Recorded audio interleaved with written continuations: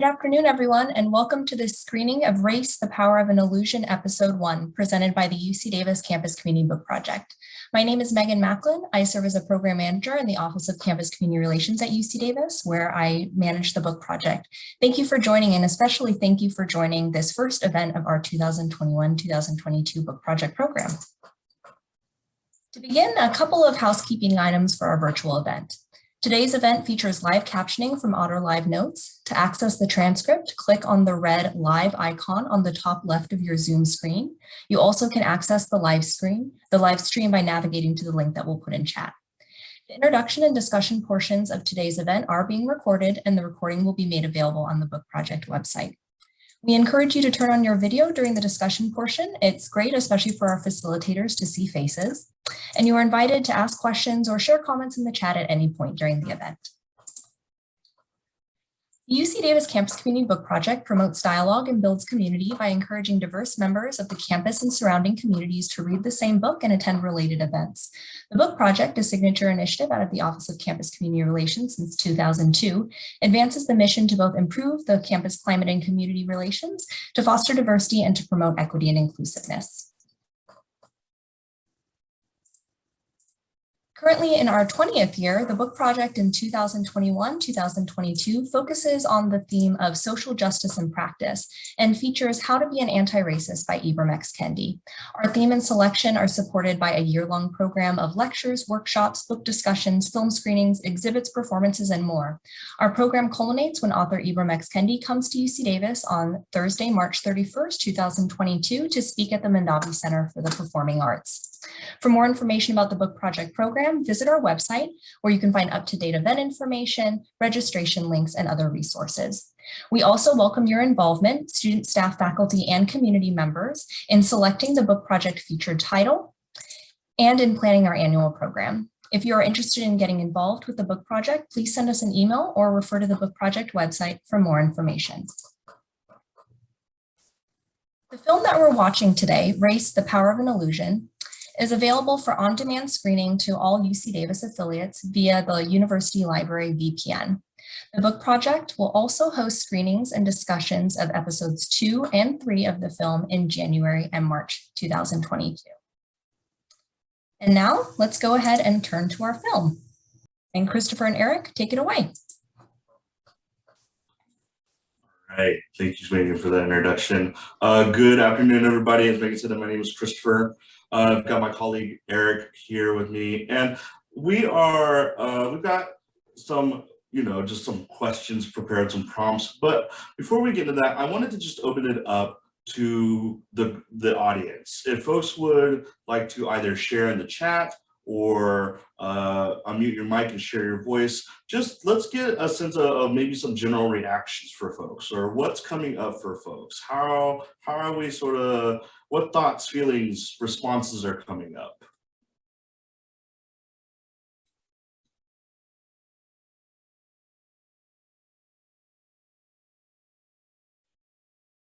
Is it Amelia?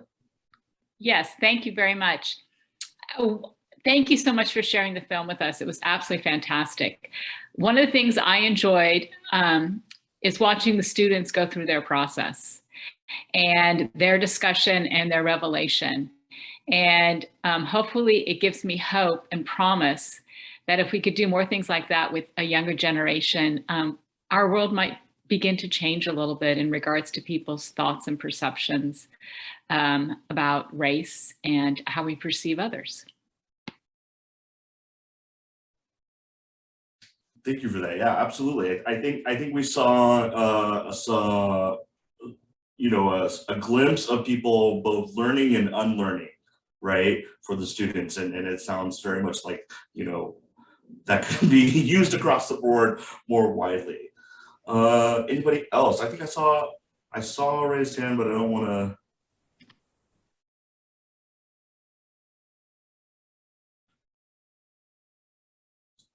And then in the chat, we've got a comment, and I apologize if I mispronounce your name.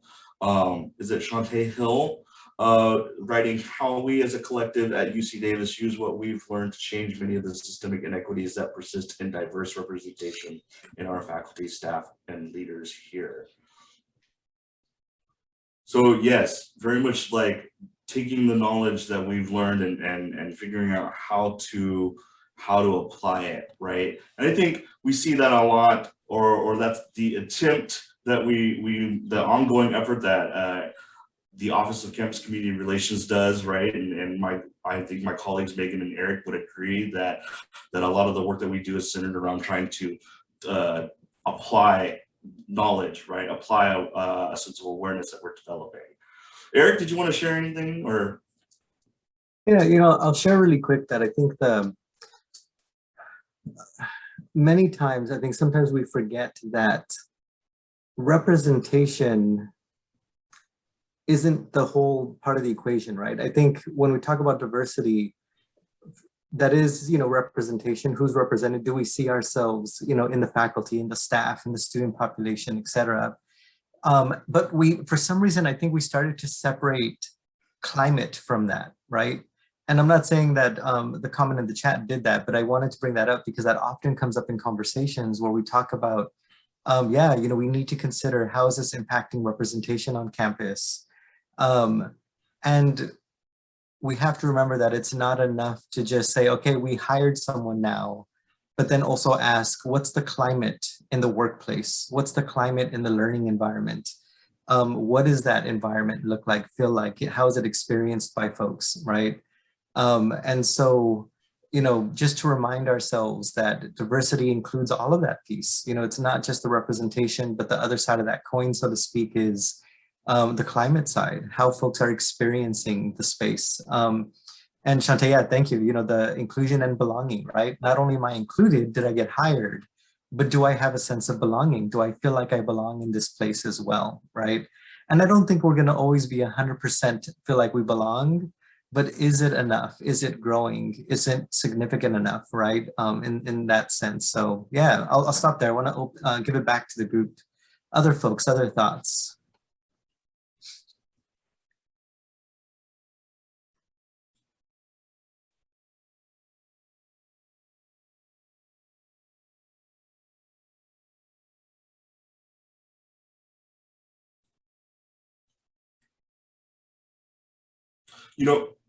Eric, I think you said something that what comes up for me, I think what in the sense of sort of representation, right? We're talking about diversity, we're talking about representation, and you sort of implied this in your comment is balancing the line between representation and tokenism, right? One of the things that comes up through the film is this idea that we're combating like biological essentialism. We're combating racial essentialism, right? And that is to say that, like, for me, I identify as Vietnamese American. That doesn't mean that I am representative of the entire Vietnamese American experience. And that also doesn't mean that the Vietnamese American identity, if you will, is monolithic, right? And so how are we giving space for representation, but not just in the sense of just like what perhaps we see visually as it relates to our understanding of race, but really just the experiences that folks bring to our campus community, and how race can be a sort of perhaps marker of experience. And there are so many other parts about that, right? And one of the main points of the film is that it's more complicated than it seems, right? All of this is so much more complicated. What else is coming up for folks? I'm Christina Deptula. I'm a communicator new to the College of Engineering. And I actually just did an interview for an article, which I'm going to post on our department site with Dr. Renetta Tull, the Diversity and Inclusion VP to the Chancellor for our college. And so I got into a whole conversation with her about how diversity and inclusion shouldn't just be siloed over as, okay, we checked off the DE and I box, we hired some minority person who's going to go advocate for minorities. And I mean, that's better than nothing, but I think that it's I would think. But she was saying that the people within each department who do the DE&I work also need to be very good at the stuff that the department does, so that they are seen as people who fully understand the subject as well as can advocate for DE&I within the field. So it's not seen as, okay, well, these people handle the field and know all the technical stuff and really know what they're doing, but then this person who doesn't understand the field is there to advocate for DE&I within it. But to have it coming from, within the engineering department from an engineer, that we need to have a broad perspective with everybody treated fairly and all the different perspectives represented, and, inclusive outreach and hiring and, power sharing and equity and all of that. So it was just interesting to think about. It's not just a matter of saying, on top of everything else you're doing, here's one more thing with one more person. It's finding somebody who is an insider, who knows the stuff, who goes out and advocates, from within to say, okay, we need to have, equitable treatment in hiring and outreach. Christina, thank you for sharing. I'll share something really quick and then I'll hand it over to Amelia. I think I appreciate you sharing that, because I'll even take it a step further, right? I think like our office, my role, Christopher's role, our role is specifically in professional development opportunities, right? Helping in terms of the educational arm, helping people understand the concepts related to DEI. And to your point, one of the things I often have to talk about is people feel like, okay, this is one more thing I have to add to my plate. And I try to remind folks, do you work with human beings? Because we all do, which means it's already on our plate. This DEI concepts, ideas, it's already there. What we're trying to figure out is how do we best understand that? Because that front end work will help us do the rest of the work much better, much more efficiently, more appropriately, I think. And you're absolutely right. It can't be someone's job to be, oh, they're the DEI person, they do that work, and I do my engineering work, or I do my math work, or whatever it may be, right? Because it's something that all of us have to grapple with. We have to figure out and see how we incorporate it in. So I very much appreciated that comment, because I agree. I think it's, we each have to look at, what is my role to play today? How can I contribute to the conversation, to the work, and how DEI kind of unfolds in the work, so to speak. So I very much appreciated that. Thank you. Amelia, please go ahead. So I don't want to dominate the conversation, but I'm not on the campus. I'm not a student. I'm not a faculty member. I found the topic very interesting, and so that's why I joined. But I guess my common question is for all of us, it's great to have these people coming in, but then how do we assimilate? How do we become a group or a team or a cohesive group? And we're not looking at, okay, we've got the right number of Asians or Native Americans or African Americans or whatever, but we're looking at ourselves as a team, and we begin to take off those blinders of looking at people by their race or their color of skin or their hair, as was mentioned, etc. But we become a team, and we look at trying to come together as human beings. And I guess that's where I struggle in working in that environment, to get people to say, come on, we need to work as a group and a team. That's a great question. And I want to actually open that up to the group. What does the group think? What comes up for you as you hear that question, right? How do we come together as a team? Yeah, thoughts from the group.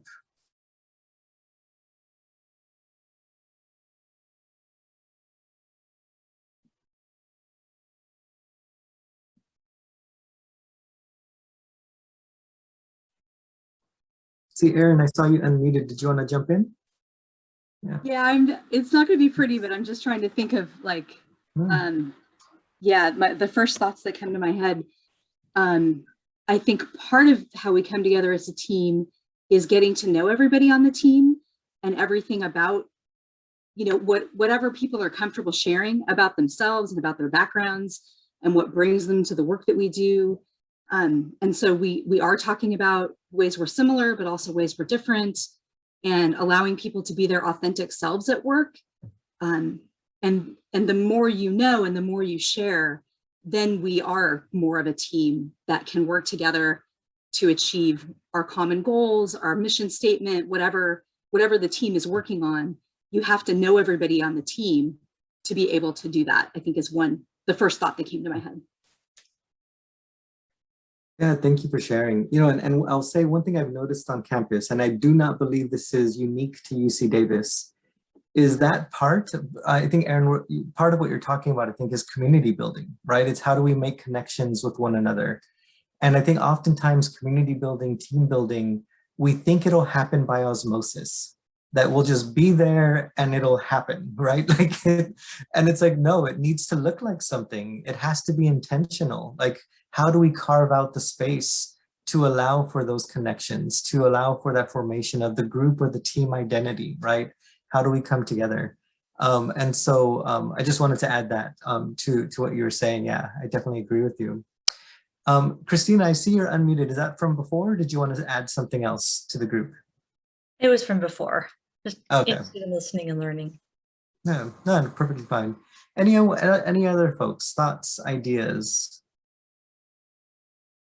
And it could be similar to Amelia's question, or it could be different as well.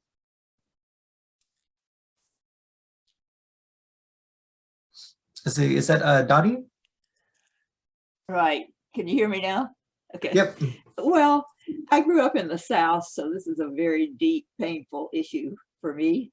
But I was thinking the movie I really liked it a lot, and I loved what the young people were doing. And I think that given enough thousands of years, you know, we may get where we don't see skin color, but I don't think it's going to happen tomorrow. I don't. And the annoying thing or horrible thing is that it's all a chance of birth, that I was born with white skin and somebody else was born with black skin. And so, you know, it's like a random thing. And so how can you not like somebody because of what they have no control over? I don't get that. A lot of it, having lived in the South, grown up in the South, a lot of it is cultural too. And because the Black people have been held back, their culture is not as, I don't know, sophisticated or enlightened or something as the white culture. And so therefore the blending of the cultures is very difficult. And I think that is still very difficult. And you know, I don't know how to overcome all of the stuff. I think our awareness has been raised in a way outside of the legal part of it. And I think that's wonderful. I just don't know how to speed up the process of not seeing color. I take Ollie classes, that's the senior learning classes, so does Amelia. And that we had a Black woman in one of the classes. Rarely do we have that. It's almost like today, we're all white or pale skinned, you know, but we had a Black woman in the class and she said, I don't see color. And you know, that almost took my breath away. I do, I see color. And I thought so much about what the chancellor said about, I mean, there he is, you know, the top of the heap, educated, intellectual, everything you can admire. And he said that when he's driving and gets stopped, should he get stopped, he would be apprehensive because of the color of his skin. And that was very, that really touched me, that when I read that he had said that. And I thought about the time, I'm a retiree from the university, and in the years that I was there, I would go to events and everything, and I would mingle with the professors and the whoever's, you know, that, and I never, when I went into a room, I never hesitated and thought, will I be accepted? Ever did I have that thought. And I know that if, for people with Black skin, they do. And they, you know, I just don't, the kid that was in the movie and he said he did not want to trade his white skin, I thought that was a very honest statement. I don't either. I want to solve the problem, but I would not want to give up my white skin, because so far it's been an advantage. Thank you. I'm enjoying the program. I'm glad I came today. And Nicole, I see your hand there, but really quickly, I wanted to say that, Dottie, I really appreciate the earnest comment there. And is that the word I want to use? You know, Yeah. sometimes I forget how things mean. Anyways, I appreciate the honesty. And I think what comes up for me really is the video itself said, you know, we have been constructing race for 300 or 400 years now, right? So all of us, regardless of how we've been racialized, skin color and whatnot, have been living in and growing up and living in a society, a system that really has taught us certain values and principles around the color of our skin. And those take time to unlearn, right? And I think the other part about this too is and Lori actually in the chat dropped a link and a comment around bias. And Eric and I do a training session, an education session on bias, and really to understand that the society that we're living in, bias becomes very much part of that. The idea that what we have learned is so deeply internalized that we're not always conscious of those things, right? And that is going to take another perhaps 100 years for us to move on from. But it's a long game, right? It's a very long game. Nicole? Thanks, Christopher. There's a couple of things that I wanted to bring up because they were sidelines in the documentary that we're not calling out. I think all of us who are attending are earnest in our desire to overcome white supremacy and discrimination. But I think while at the individual level, we can each achieve a certain amount of growth, I think it's important to keep in mind that this is all part of an economic system that benefits white supremacy and white minority rule. And that economic system has been in existence since the dawn of colonialism. And so we are now untangling the fingerprints left all over the place by colonialism. And so while we can fight individuals or fight certain individual policies, it's just this larger system that all of us are woven into, and this larger system that all of us grew up in. It's part of the air we breathe. And so untangling it, and some of the examples are not just not that old. I own a house in Davis. The neighborhood I'm in comes with a covenant and restriction that when the neighborhood was built out in the mid-40s, barred anyone who wasn't white from owning the house or living in it unless they were a house servant. And this is Davis. This is what we're used to thinking of as being liberal, free-thinking, open-minded Davis. So this is not, a Southern problem or a Confederate problem. This is an ongoing modern issue. And then the second thing I wanted to bring up is that if you are a person of color who grew up with a lot of microaggression and macroaggression and aggression, I think the mental health impacts of that would be incredibly difficult to navigate. And I think we are not talking enough about the mental health consequences to minority populations. I don't think it's surprising at all that police have started getting involved in more and more mental health situations, because that has been an ongoing pattern. And it's part of the racialized policing history of the country. Sorry, those were the two things that I think I wanted to broaden the conversation about. Yeah, Nicole, you took us there, and I love that you took us there.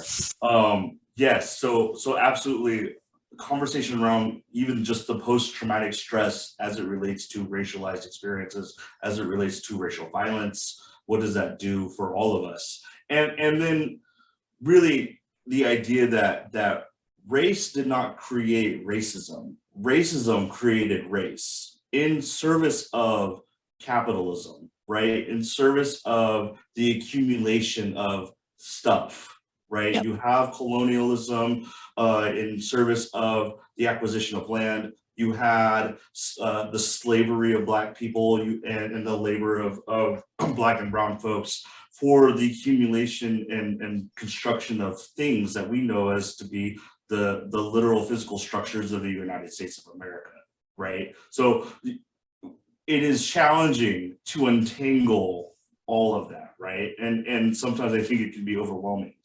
Eric? Before I jump in, Barbara, I noticed you unmuted. Did you want to add?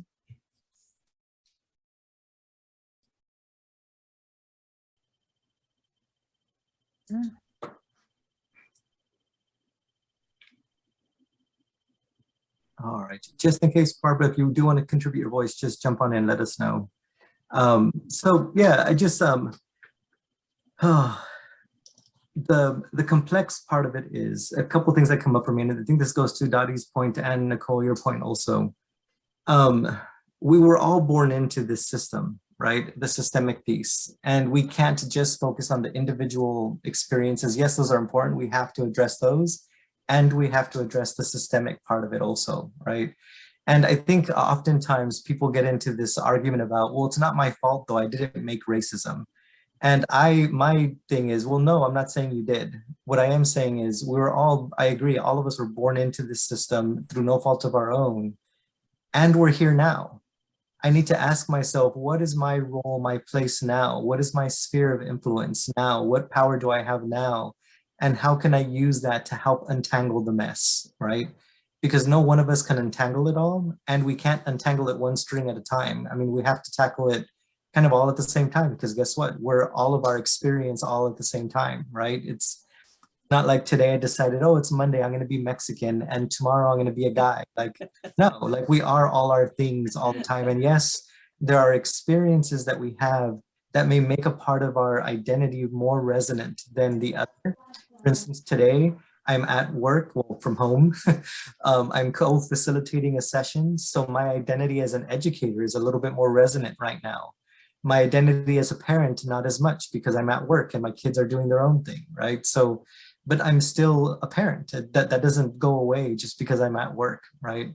So I appreciate that, and the complexity of that piece. And we can't allow the complexity to make us shy away, right? To make us turn away. I think we can still tackle it and move forward. The other part I wanted to mention, and Dottie, you had mentioned this earlier, and I think it's important to bring up, it's because it's something that we grapple with a lot, right? And you had mentioned the historical context and how that influenced how different groups kind of the opportunities that they had, the experiences, what they were able to do, not do maybe. And we often hear that comparison, right? And so when we hear the words of like, and Dottie, the words that you used were like, and I know you were grappling with this also, like, what's the word to use? And the one that came out was, well, they're not as sophisticated because, slavery didn't allow them to develop, or whatever that may be, right? And I want to add to that, that it's not just, for one side of that is, are we talking like technologically? Are we talking, that side, or are we talking something else? And we often have to ask ourselves, and in comparison to what, right?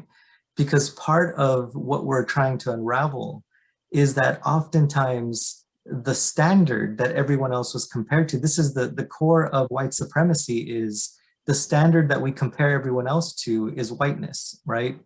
And it's no surprise that whiteness hasn't ever really been specifically defined, because it's much easier for those in power to be like, oh no, that's not whiteness, this is whiteness.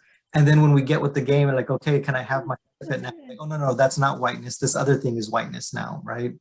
And anyhow, if you stick around for the next two films and the next months that we have coming up, they kind of get into that aspect of it a little bit as well, I think. And so, I think I want us to remember that each of us have, an experience and a value added experience, right? And that even though my experience isn't like Christopher's experience, that doesn't mean one is better or worse off than the other, right? And so I bring that up just to say, like, we saw that in the film, we'll see it in the future films as well, that oftentimes this comparison but it's like a comparison to what, and then oftentimes the comparison's flawed in many ways as well, right? But Dottie, go ahead. Sorry, I just wanted to say two things in response kind of to what you said. Number one, I wanted to clarify that because I grew up in the South, I see the racial issue as Black and white. And so for me, if I say people of color, I mean Black people, because that's how it was in my environment growing up. And in an Ollie class one day, I said something about people that we don't have any people of color in this class. And a friend of mine who is Hispanic said, well, I'm a person of color. And I felt bad, or I didn't know how to feel. I mean, it's just what I grew up with. How I perceive people of color is to think of them as Black people, because that's what I grew up with. But also this thing that you brought up, I don't know if I'm hitting on the same thing you're talking about, but I've thought about this, is that this cultural discrepancy and where it came from. And this question keeps coming to me, is why do I expect people, Black people, I'll have to go ahead, that's what I'm using, Black people to aspire to live in my culture? What makes that the right way to be? You know, and that's a very that's so confusing to me, because my culture is just it's not anointed by God or anything, you know, it just evolved. And so it's not right above all else. And so I struggle with that too. But the other side of me does not want to be in a culture different from mine. I love my culture. I feel good about who I am and where I am. So to me, that's a really hard problem. And I don't even know how emotionally to deal with it. No, thank you, Dottie, for sharing. You know, I know we're about out of time, and I need to hand things back over to Megan to conclude us here. But I will say this, myself and likely Christopher also will stick around in the Zoom a little while in case folks want to continue a little bit of the conversation. And I know there's never enough time, right? And Dottie, always willing, if you can find us, you can find Christopher and I, the rest of the group as well. You can find us at diversitytraining@ucdavis.edu. Always happy to have conversations. You know, that's part of what we have to grapple with. And so I appreciate Dottie and others who are willing to share with us. Here's my experience. Here's what's going on for me, right? Because that's having the honest conversations is the only way for us to move forward, to have appropriate, meaningful, productive conversation as we continue on. So hope folks will continue beyond this space. And let me go ahead and hand it over to Megan next up here. Thanks so much, Eric, and thank you to you and Christopher for facilitating this excellent discussion. And to echo your sentiments, really appreciate everyone, you know, sticking around for this discussion and sharing your thoughts. And as was mentioned earlier, we will be screening episodes 2 and 3 of this documentary in January and March, respectively. We also are going to make the recording of our discussion available on the book project website. We'll be putting into chat a link for you to access the recording. A couple of final things that I want to share before we head out, hoping that folks will be able to join us for our next Campus Community Book Project event next Tuesday, October 12th at 4 p.m. Professor Brian Sochek from the School of Law is going to be presenting on Is the Campus Community Book Project Constitutional? We'll be putting in chat a link where you can register. And as folks are leaving, I want to encourage you to share your feedback on today's event. We welcome that feedback and invite you to complete a brief survey, which you can access via the QR code that's on the screen or the web address. As an incentive and thank you for your participation in this survey, at the end of it, you will have the opportunity to enter into a prize drawing for a ticket to see this year's book project featured author, Ibram X. Kendi, at the Mandavi Center on March 31st, 2022. So again, really thank you in advance for your participation in completing this survey. Again, on behalf of the Campus Community Book Project, I want to thank all of you. I want to send a special thanks to Eric and Christopher for facilitating today's session and hoping that we'll have an opportunity to see you at a future program. Have a great afternoon.